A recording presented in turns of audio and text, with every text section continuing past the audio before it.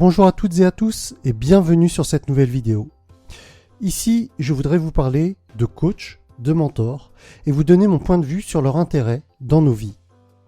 Mais avant tout, commençons par le commencement, c'est-à-dire avec les définitions. D'après Wikipédia, un mentor est un conseiller expérimenté, attentif et sage auquel on fait entièrement confiance. J'irai plus loin en disant qu'un mentor inspire par son parcours, par son histoire, et ce, sans forcément avoir d'échange direct avec les mentorés. Un coach, c'est un conseiller qui tente, par un accompagnement psychologique, de développer les compétences d'une personne ou d'un groupe de personnes. Venu du sport, le mot coach est entré dans le monde de l'entreprise et du développement personnel. L'accompagnateur professionnel de vie dépasse ainsi l'aspect purement physique. Il y va de l'hygiène de vie, la condition de travail, l'état émotionnel et la préparation mentale. Il ne faut pas confondre les deux concepts que sont le mentorat et le coaching. Un mentor, c'est ni plus ni moins une personne qui a vécu ce que vous vivez à l'heure actuelle. Le mentor partage sans nécessairement être au courant de l'évolution des personnes qui l'inspirent. On dit souvent qu'il faut apprendre de ses erreurs, mais s'inspirer de ce qui a marché pour quelqu'un d'autre, voire même éviter les erreurs que son mentor a commises, est évidemment très intéressant également. La position de coach est différente. L'objectif de ce coach est que les personnes qui l'accompagnent progressent dans les domaines pour lesquels il a été engagé, aussi bien dans leur vie personnelle que professionnelle. La position du coach n'est donc pas celle d'un expert en contenu, mais plutôt celle d'un expert dans le processus de développement de la personne face à ses difficultés. L'objectif est de favoriser, chez la personne accompagnée, la prise de conscience nécessaire afin de faire émerger les axes de réussite et de performance. Dans les deux cas, si vous faites appel à un coach ou si vous suivez un mentor, cela va vous permettre de prendre du recul sur une situation donnée. Cette personne aura une vue d'ensemble externe et donc objective sur les différentes situations que vous vivez. Ce sera alors à vous d'accepter de l'aide, des conseils, voire même des critiques constructives ou non. Une étude a été menée par le magazine Forbes pour déterminer les 10 clés communes des 100 meilleures entreprises américaines. Dans le top 4, on trouvait le coaching ou tout type de démarche d'accompagnement personnalisé. De même, tous les grands de ce monde, quel que soit leur domaine d'activité, ont des coachs.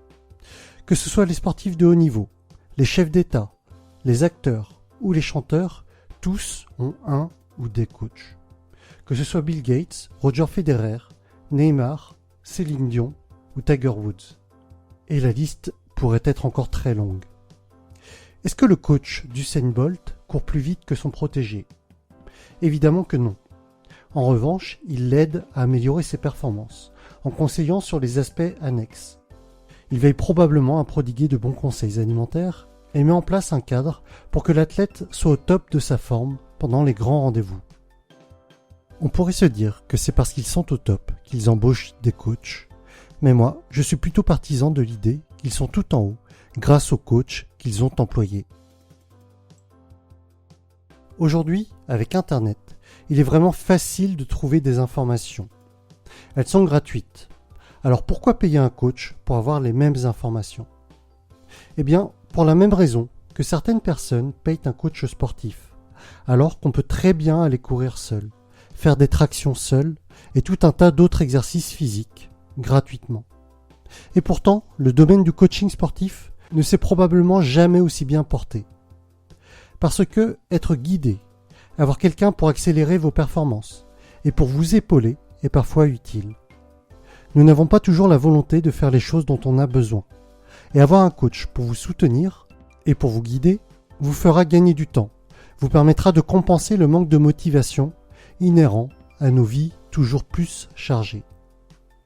En développement personnel, selon moi, le coaching permet aux clients d'avancer face à un mal-être, un stress, une dépression ou tout simplement permet de mieux se sentir, d'aiguiller ses priorités pour être plus épanoui.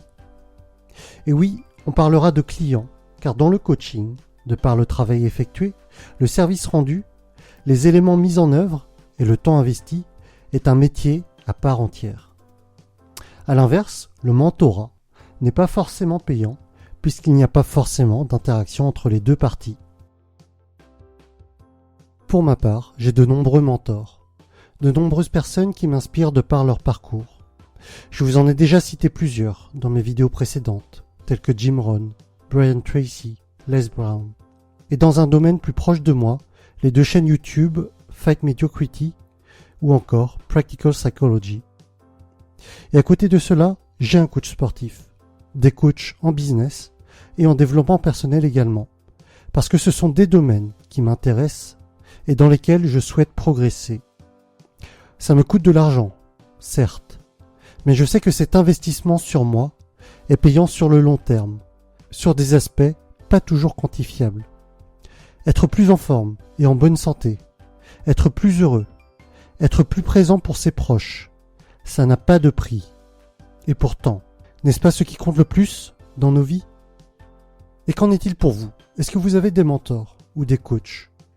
Si vous avez aimé cette vidéo, eh bien cliquez sur le pouce qui va bien, abonnez-vous si ça n'est pas déjà fait, et je vous dis à très bientôt pour la suite des aventures.